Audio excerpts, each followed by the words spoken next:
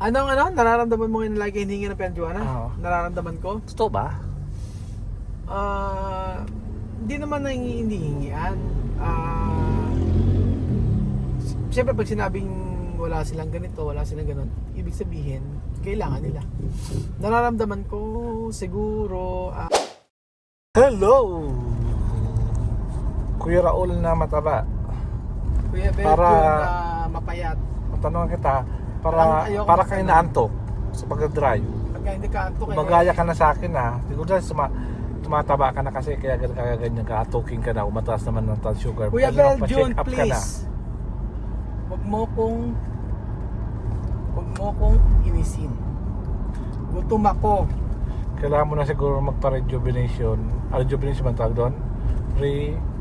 Rehabilitation. Ano yun? Si Lola Eden, kamusta yung mga si Lola Eden? Mami, kumusta ka na mami? Ay, okay naman. Ano na, naman mo nahilo ka pa rin ba? Hindi. Ano, nilamig? Hindi na. Sure ka na baka mo nang panahiram yung pera si Ron bukas? Sure ka na ba na papahiramin mo si Raul bukas ng pera? Ay, wala naman po pera. Yan na, sagot na nga. So anong masasabi mo nun? Sinagot si mami? Hihintay lang din ako.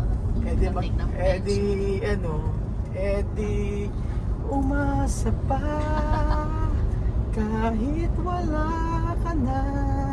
Pension naman. Wala ka nang magagawa. Aasa pa ako. Wala na pera si mami. Alam mo, Kuya Belgium, Oh. inaantok ako. Kaya nga, Grabe ang antok ko kasi kasalanan mo to. Ginawa mo akong Kasalanan. driver ngayon for today's video. inaantok ka, di ba?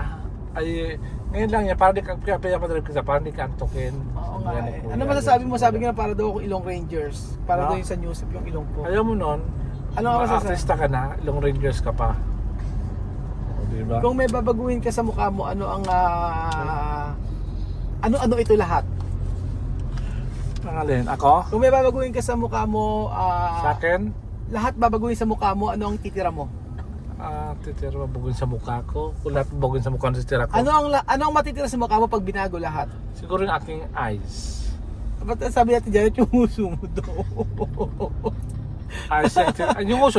Binabarata ka natin dyan. Huwag daw itira kasi sabi pangit tayo mo sabi ni Janet. Huwag itira daw. Ang itira ko lang yung eyes kasi yung eyes ko nakakapagbigay ng Nakakaantok. nakakapagbigay ng saya at kalungkutan sa bawat nanonood. Sino may sabi? No? Ganda. Siyempre si God kasi si God naniwala sa akin kasi si God lang aking very proud sa kung ano ang kung ano ang Sa Sunday receive ah, ko thank sa- kita ha, yung testimony mo ha. Iba-vlog natin yun. Alin? Te-testify Ang mo. testimony dong, pag may conviction ni God, pag wala kang conviction ni God, pwede mag-testimony. Ibig sabihin Dapat sa galing lahat ng puso. pag-church mo ng ilang taon dito Wala sa pang amin, conviction ako. Wala pa rin conviction. Wala pa. May connection, pero conviction wala pa. May connection ako kay God, pero yung conviction Hindi pa ni mo, God. hindi mo ba kayang sabihin yung ano, Ayun. yung goodness ng Lord sa buhay mo sa loob Yung ng goodness ni Lord sa buhay ko is yung O yun nga, hindi sabihin po pwede mo sabihin yun sa mga tao para yung mga tao ma-encourage. Yung may mga encourage na ano. ma-encourage na yung goodness ng Lord sa buhay mo. Ba't hindi mo kayang sabihin sa church? Alam mo, si God lang may connection kay God. Kay God ko lang sinasabi yan. Kailangan marinig din ng mga tao para maging Para- encouragement, para maging kalakasan sa mga taong nanghihina.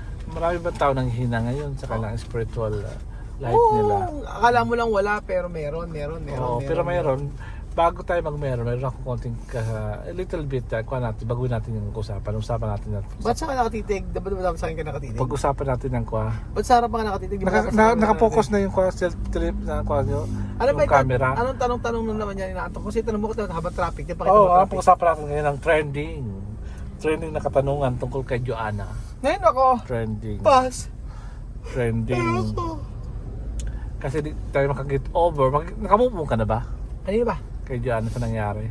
Sabi, matagal na, ano ba? So ngayon, balik natin ng sariwayan natin ng mga pangyayari alaala Ba't niya. kailangan masariwain ko po pwede namang bibilasa? Ay, may katanong nga sa atin. May katanong ko na bot. Joke lang. Hanggang kailan tayo? Hanggang kailan? Hanggang kailan? Hanggang saan? So, question number 1. Ano? Kuya Raul, Bakit? ano ang naramdaman mo ngayon na lagi kang hiningi ng pera ni Joanna? Ano habang ibang pwedeng tanong? ano ba gusto mong tanong? Anong nararamdaman mo ngayon lagi hinihingi ng pera, Joanna? Oo. Nararamdaman ko? Totoo ba? Hindi naman hindi hingian. Siyempre pag sinabing wala silang ganito, wala silang ganon, ibig sabihin, kailangan nila. Nararamdaman ko siguro ay So naawa ka na lang sa kanilang kanilang sitwasyon, kanilang kalagayan sa Oo, ngayon. naawa Dahil ako. nga sa Naawa ako. wala silang pambiling pagkain. Naaawa ako. Speak of pambiling pagkain, bakit ano ba ginagawa? No, I heard na nalaman ko na mayroon na tutulong sa kanila. Di ba siya tinulungan mga di man subscriber ba or basher mo natutulong daw sa Oo. sa pamilya. Ano kaya nararamdaman ng mga yon na sila ang naging isa sa dahilan kung bakit umuwi sila, Joanna? Siguro Tapos dahil may naghihirap sila, Joanna, doon. Diba? kasi sabi nila, di ba sabi Joanna, may tutulong daw sa kanya kaya di ba? Sabi may tutulong daw sa Hala, kanya. saan ko nalaman yun? Saan mo? May tutulong daw sa kanya. Saan niyo malalaman yan?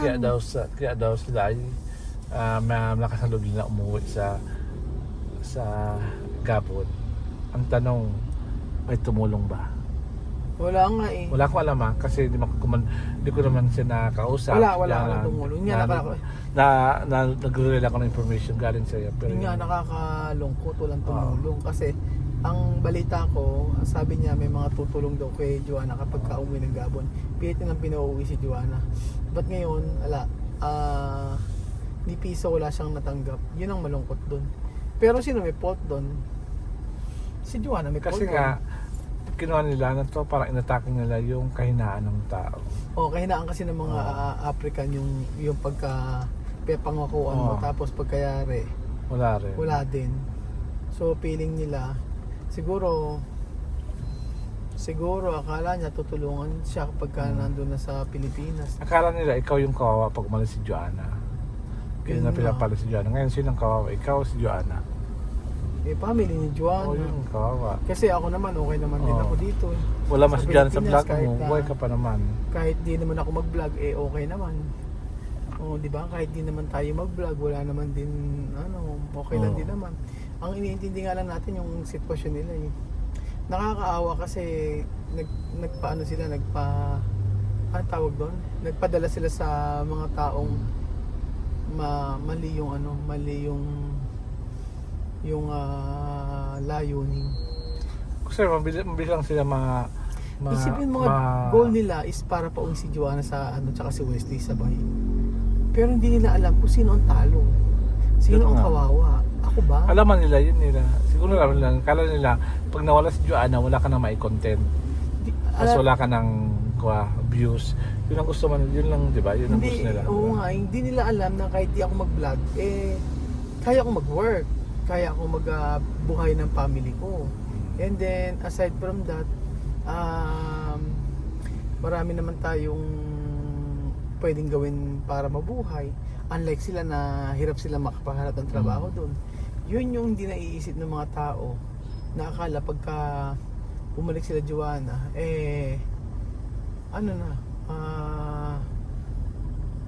ako ang kawawa. Yun yung sad na katotohanan, sad reality na sila ang kawawa kasi ano bang buhay ang meron sila doon right after na bumalik sila sa Equatorial Guinea.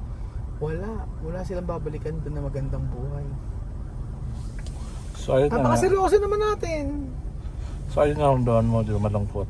So, pangalawa, bakit ayaw mo pang putulin ang connection mo sa pamilya nila Joanna na nakauwi na sila sa kanilang bansa, di ba? Pagtapos siguro, pang sabi nito, pag umalis sa poder mo yung isang tao, tapos na rin yung iyong responsibilidad sa Ayaw kanya. ko pa Bakit ikaw ay patuloy ka pa rin tumutulong sa kanya? Hindi pa kasi natin siya nadadala sa Equatorial Guinea at na idadala kung saan sila galing. Kaya So, hanggang kailan ang pagtulong?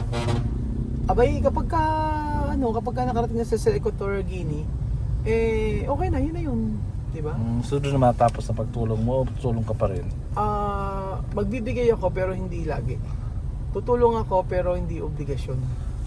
So speaking ng pagtulong, so sa palagay mo, based on your observation o sa based sa experience mo, sino bang mas maganda, mas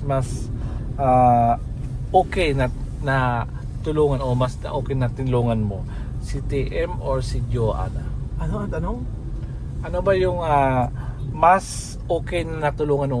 Parang mas okay na tulungan mo? Si Joanna o Sino mas okay na tinulungan ko? Kaya ba?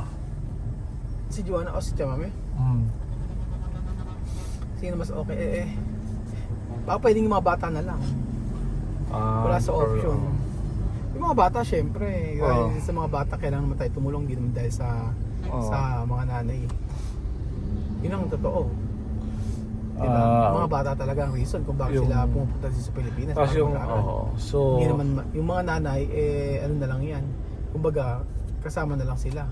Pero kung sa atin, pagtulong talaga sa mga bata. Marami ako narinig ko lagi sa pag-usap nyo ni TM. Lagi kayo nag-usap sa kanya, video call, nakikita ko, may narinig ko. Ang lagi ko narinig, second chance. Ang tanong natin, second chance. Ito yung uli natin pang katanungan sa inyo bago tayo magtapos ang palabas nito. Ang words na second chance. So ang tanong ganito, tingin mo, kailangan pa ba ng second chance ng mga bata pumunta sa Pinas or mag-focus ka na lang sa mga Pinoy dito na Pinoy dito na nangangailangan ng tulong, na katulad ng tutulungan mo sa Africa, na pwede naman talagang tumulong, mas okay, mas natulungan pa yung kapwa mo Pilipino kaysa sa Kita ba yung mga ako dyan?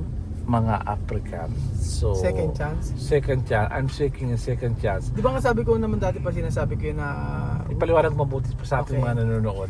dati ko pa sinasabi na willing naman ako magkaroon ng second chance sa mga bata kasi lalo na umuwi sila na wala na hindi nila kagustuhan. Pero after ng second chance na to, ito na yung huli. Lulubay na ako after nito pagka wala talaga nangyari. Pero sabi ko nga po kung mabibigyan pa sila ng second chance na bumalik dito, gagawin pa rin naman yung lahat para makatulong. Pero pag talagang hindi na, I think it's time para mag-goodbye na sa kanila. At nagawa ko naman na yung the best ko para sa kanila. Alam mo yan. Kaya maraming pagkakataon na mula umpisa, puro sila. Never ko naisip yung minsan yung sarili ko na which is mali na Yun yung ano ko. Kaya ngayon na wala sila dito, binibigyan ko ng pagkakataon yung sarili ko naman na mahalin ko yung sarili ko din naman at yung family ko. Although hindi ako nagkakaroon ng pagkukulang sa family ko, pero alam mo yun yung this time parang nagiging happy ako na kahit pa paano inuuna ko rin yung sarili ko. Naging masaya ako sa mga simpleng bagay tulad ng pagtatanim, paghahalaman, paglilibot, mga ganyan. Pero kung ako at tatanungin about sa second chance na yan, sabi ko nga, this is the last time. After nito, ako'y magpapahinga na at siguro this is the time para mag-focus sa buhay na meron ako kasamang family, and then kung sino yung mga makakasama natin. Ganun lang. Kasi napaka mabigat kasi para sa akin kasi time, effort, tsaka money hindi nasasayang sa lahat ng mga ginagawa natin. Pero sabi ko nga, pagka gusto mo ginagawa mo, pag gusto mo ginagawa mo, syempre walang mahirap, walang mabigat, walang hindi kaya.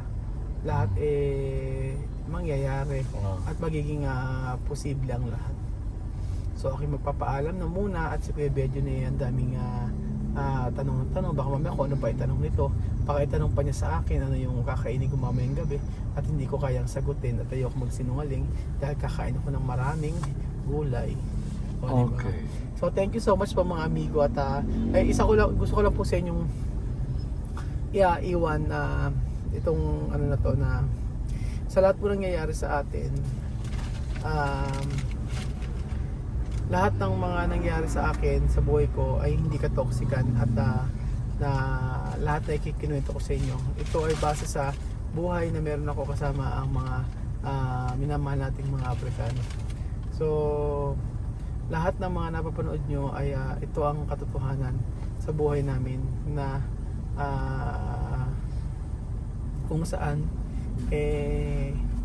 kami yung napapanood nyo before, ngunit dahil sa mga nanggugulo, dahil sa mga tao na hindi maganda intention, kaya nagkakaganito. So minsan iisipin ko nga na sana dumating yung time na maunawaan din nila na sa lahat ng nangyayari na to, ang mga batang kinuha natin before ay sila ang hindi nabigyan ng magandang future. Sila ang natalo sa nangyaring lahat ng ito. So paalam po mga amigo, at maraming salamat po sa inyong pakikinig sa aking mga salaysay ukol sa mga katanungan ni Kuya Belgio. Salamat po mga amigo, at paalam po.